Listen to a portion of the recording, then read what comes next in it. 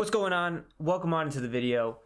This video is all about the crosswinds. If you have not seen my previous video on just directly into your face winds or helping winds behind your back, I'll link it in the top so you can watch it just after this.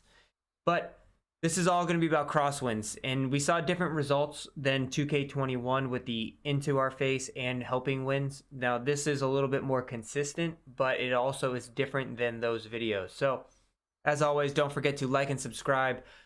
I'm just trying to pass this information around to as many people as possible, and I try not to waste too much of your time.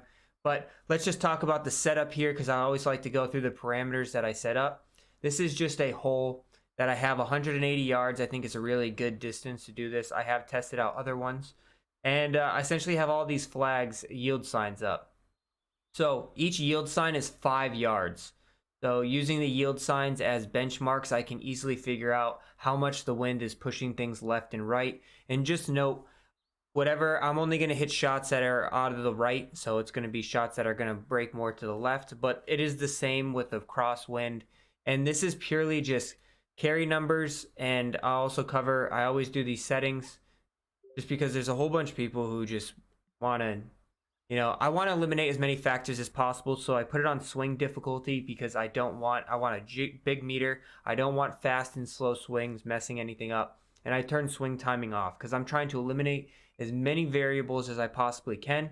And I've done a whole bunch of testing, a whole bunch of shots. I'm just going to show you guys a couple of them here. And yeah, we'll just show it out. Obviously, there's no wind here, just so you guys can see. Straight meter, no wind. And just so you guys can see that the test is as legitimate as possible. So that is going to show me that the wind, when it happens, it's going to be from a 0 benchmark.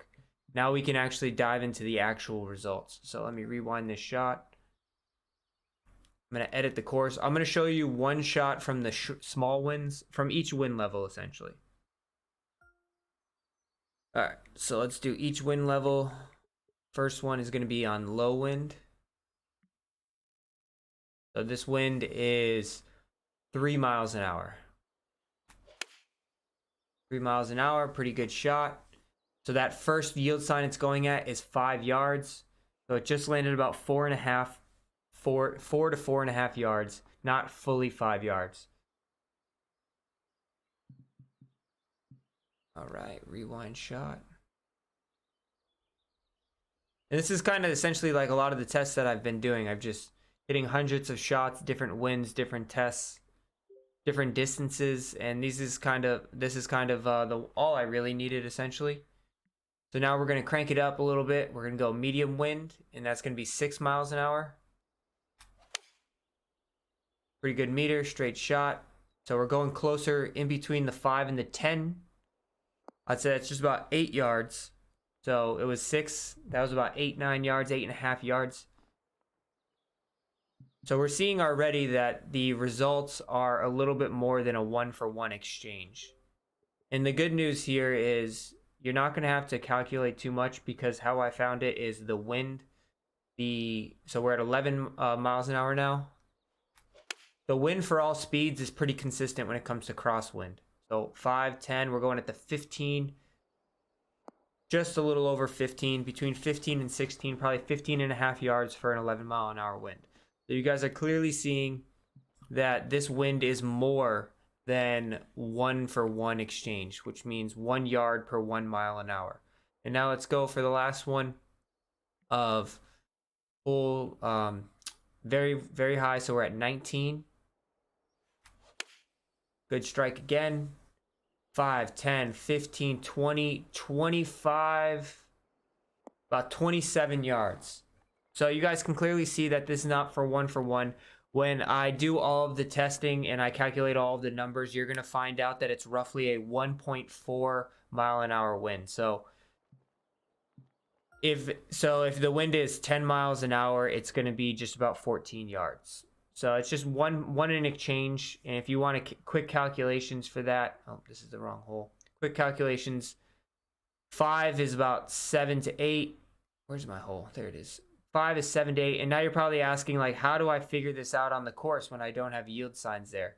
So you guys see here, all of these boxes are a 1 by 1 square. 1 yard by 1 yard square. So if this hole is right here, you can calculate using the boxes if you wanted to do it this way. Of each box is 1 yard. All right, so I got a 4-mile-an-hour wind. All right, so that would be about 6 yards. 1 box, 2 box, 3 box, 4 box, 5 box, 6 box. Now I'm gonna hit the shot.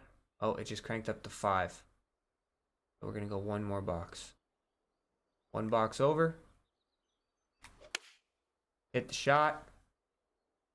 Ball's turning, ball's turning, ball's turning, ball's turning.